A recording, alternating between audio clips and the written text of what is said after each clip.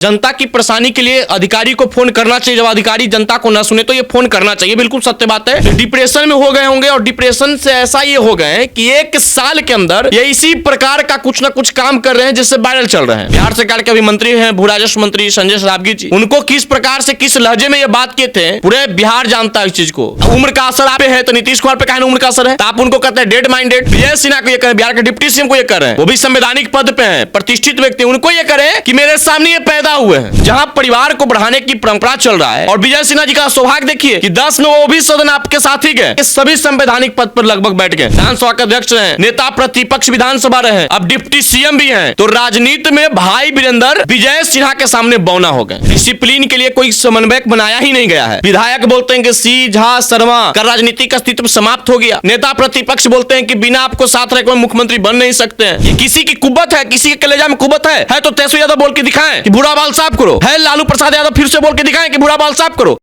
पटना से सटे मनेर से आरजेडी के विधायक भाई वीरेंद्र का आपने ऑडियो क्लिप सुना होगा। किस तरह से एक दलित युवक को एक सरकारी कार्य कराने के लिए विधायक जी बढ़िया बढ़िया चीजें सुना रहे थे और जूते से मारने वाली बात भी वायरल हो गई। हालांकि हम इस बात की पुष्टि नहीं करते। अब दूसरा मामला भी ले लेते हैं कि आरजेडी के मीनापुर से विधायक हैं और उन्हें सिंह शर्मा और साथ ही साथ झा से बड़ी आपत्ति है। क्यों आपत्ति है, इसी मुद्दे पे बात करने के लिए हमारे साथ युवा नेता पुरुषोत्तम राज हैं और इनसे इसी मुद्दे पे बात करेंगे। पुरुषोत्तम जी बहुत बहुत धन्यवाद। देखिए भाई वीरेंद्र जी का जो ऑडियो वायरल हुआ, मैं तो भाई वीरेंद्र जी का इस बात का समर्थन करता हूं कि जनता की परेशानी के लिए अधिकारी को फोन करना चाहिए। जब अधिकारी जनता को ना सुने तो ये फोन करना चाहिए, बिल्कुल सत्य बात है। एक महिला मृत्यु प्रमाण पत्र के लिए परेशान हो रही थी, एक विधायक होने के नाते आपके पास गई, आपको विधायक होने के नाते फोन करने का अधिकार था, आपने फोन किया भी। पंचायत सचिव का भी इसमें गलती है कि आप अगर मनेर विधानसभा में कार्यरत हैं, पंचायत सचिव हैं, तो आपको तो इतना ज्ञान होना चाहिए कि हमारे विधायक कौन है, इतना ज्ञान आपको भी होना चाहिए। खैर, लेकिन भाई वीरेंद्र जी की तो पूरी ज्ञान होनी चाहिए। आप विधायक हैं, एक जनप्रतिनिधि आप हैं, माननीय हैं, आपके नाम के आगे माननीय, आपके पद के आगे माननीय लग जाता है। लेकिन आए दिन 1.5 साल से अब पता नहीं किस डिप्रेशन में ये हैं, ये हम नहीं बता सकते, तो भाई वीरेंद्र साहब ही बताएंगे। क्योंकि हमें लगता है कि जहां सरकार बना महागठबंधन के, इनको मंत्री नहीं बनाया गया।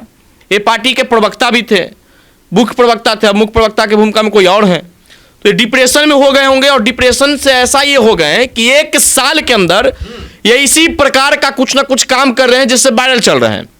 ठीक ही कहा उन्होंने पंचायत सचिव को कि हमको पूरा भारत जानता है, तो पूरा भारत इनको पूरे भारत में सबसे अच्छा काम करने के नाम पे तो नहीं जानता है। पूरा भारत इनको जानता है बड़पोलेपन को लेकर के। बिहार सरकार के अभी मंत्री हैं भू राजस्व मंत्री संजय सरावगी जी, उनको किस प्रकार से किस लहजे में ये बात किए थे पूरे बिहार जानता है इस चीज को। और इस बार खुद सदन में बोल रहे हैं कि किसी का बाप का सदन है। अब बाप शब्द जैसा लोकतंत्र के मंदिर में जो असंसदीय भाषा है उसका प्रयोग किया जाएगा। अब बताइए कि लोकतंत्र कितना शर्मसार हुआ होगा। बिहार के बाहर लोग बिहार सदन की कार्यवाही को देखते हो कितना शर्मिंदगी महसूस करते होंगे। बिहार को ये लोग कहां लेके चले गए, सवाल मेरा ये है। तो लोग महामूर्खों का जो मंडली ये कहता है कि सिर्फ आरजेडी का विरोध किया। मैंने तर्क के साथ बात किया। मैं मानता हूं कि पंचायत सचिव की गलती है, भाई वीरेंद्र जी ने अच्छा काम किया, एक महिला के लिए उन्होंने पैरवी की फोन लगाया, करना भी चाहिए था, पंचायत सचिव को भी सम्मान देना चाहिए था। लेकिन आप क्या कर रहे हैं, आप क्या कर रहे हैं, पहले आप अपने अंदर सुधार लाइए।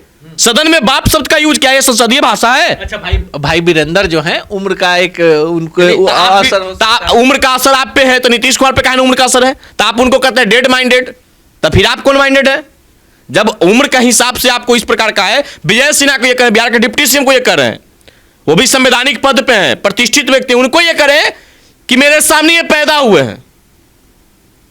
अरे भाई, आप ये कहते कि हमारे साथ राजनीति में आए हैं, ये चल सकता था। खैर, भी आपको हम तर्क के साथ जवाब देते हैं कि आप पहला बार विधायक 2010 से बने, 10 में बने, पहला बिहार विधानसभा के सदस्य मनेर से। विजय सिन्हा भी पहला बार विधायक 2010 में बने, तो आप दोनों सदन एक ही बार गए हैं। लेकिन दुर्भाग्य और सौभाग्य में अंतर स्पष्ट करा देते हैं आपको हम। दुर्भाग्य आपका था कि आप ऐसे पार्टी के माननीय सदस्य बन के गए जहां आपको बढ़ने का कोई अवसर ही नहीं मिलेगा, क्योंकि वहां तो परिवार को बढ़ाना है ना, वहां डिप्टी सीएम की कुर्सी अगर खाली होगा तो मैं बैठूंगा, नेता प्रतिपक्ष का कुर्सी खाली होगा तो मैं बैठूंगा। तो वहां जहां परिवार को बढ़ाने की परंपरा चल रहा है, आप वहां 2010 में सदन में गए और विजय सिन्हा जी का सौभाग्य देखिए कि 10 में वो भी सदन आपके साथ ही गए, लेकिन बिहार के सभी संवैधानिक पद पर लगभग बैठ गए। विधानसभा के अध्यक्ष रहे, नेता प्रतिपक्ष विधानसभा रहे, अब डिप्टी सीएम भी हैं, कई विभाग के मंत्री रहे। तो राजनीति में भाई वीरेंद्र विजय सिन्हा के सामने बौना हो गए। राजनीति में, मैं फिर बोल रहा हूं, राजनीति में वो बौना हो गए। तो ये आपकी गलती है, आपकी पार्टी की गलती है, इसके लिए आप दूसरे को मत कोसिए। लेकिन पुरुषोत्तम जी, एक मान लिया जाए कि भाई वीरेंद्र जो हैं वो अपने बड़बोलेपन के कारण फंसते नजर आ रहे हैं। मीनापुर के विधायक को क्या कहिएगा? भाई आप संविधान की शपथ लेते हैं कि सबका साथ सबका विकास, और आप कह रहे हैं कि सिंह, शर्मा, झा। अब जो बयान है ये इसको किस रूप में आप लेते हैं? अब देखिए, हमको इन तमाम चीज से लगता है कि आरजेडी के अंदर कोऑर्डिनेशन कमेटी का कोई गठन ही नहीं है, डिसिप्लिन के लिए कोई समन्वयक बनाया ही नहीं गया है। विधायक बोलते हैं कि सी, झा, शर्मा का राजनीतिक अस्तित्व समाप्त हो गया।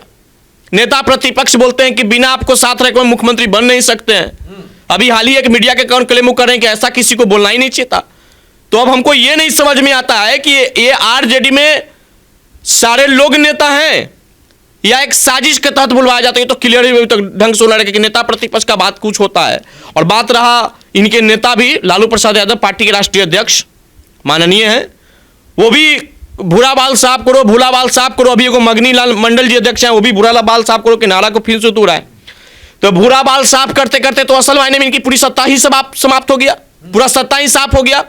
आप पिछले 20 साल से ही सत्ता पे बैठने के लिए जद्दोजहद कर रहे हैं और इसी प्रकार का बयानवीर विधायक को अपने पार्टी में रखेंगे, बयानवीर प्रवक्ता को अपने पार्टी में रखेंगे तो अगले 50 साल फिर आपको सत्ता में बैठने के लिए जद्दोजहद करना पड़ेगा।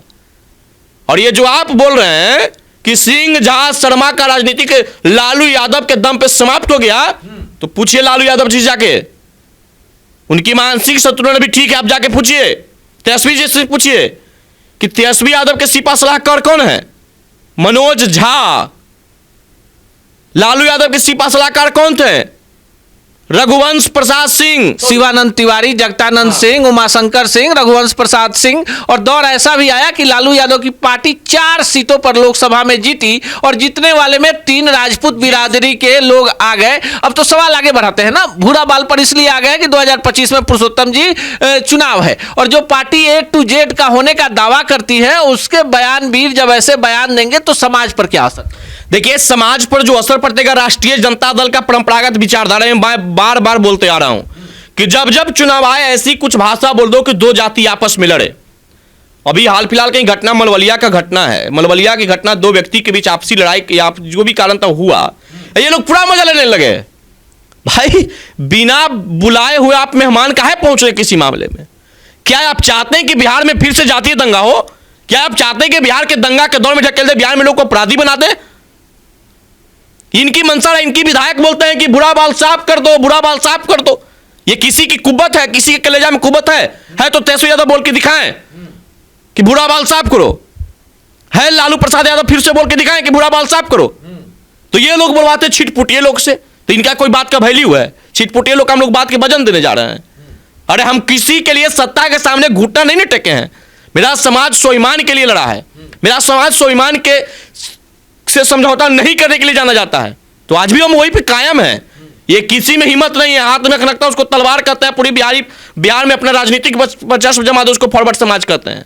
ये भूल में मत रहिए, आप गच भी रहे हैं कि बैकफुट पे राजनीति आप ही करते हैं। तो आपको पता ही, इतना तो ज्ञान आपको होना चाहिए कि बैकफुट पे कौन होता है। जिसके पास ज्ञान होता है, बुद्धि होता है, विवेक होता है। हर पार्टी में बैकफुट पे हम हैं, अगर नहीं रहेंगे तो कहानी खत्म। गाड़ी में चार टायर होता है लेकिन स्टेपनी का काफी अहमियत होता है। गाड़ी 1 करोड़ की आता है BMW, लेकिन उसमें चाबी 1 लाख होता है। 1 लाख का चाबी का काफी अहमियत है। तो आप हमको परसेंटेज से मत आकिए। सब्जी में पनीर और आलू का संख्या अधिक होता है लेकिन 1 चुटकी नमक उसका स्वाद बदल देता है। तो पुरुषोत्तम जी ने इशारे इशारे में बहुत बड़ी बात कर दी है। बिहार में कांव कांव है, 2025 में चुनाव है। अब ऐसे में लोग अपने जातीय समीकरण को साधने के लिए ऐसे ऐसे बयान देंगे कि बिहार में क्षेत्रीय स्तर पर जातीय तनाव उत्पन्न हो। और ऐसे में बिहार की जनता को सोचना है कि आखिर में लोकतंत्र, संविधान और कानून आपके लिए क्या नियम कानून कायदा बनाता है। बाकी पुरुषोत्तम राज जी के पूरे बातचीत को आप किस रूप में लेते हैं, कमेंट बॉक्स में जरूर बताइएगा।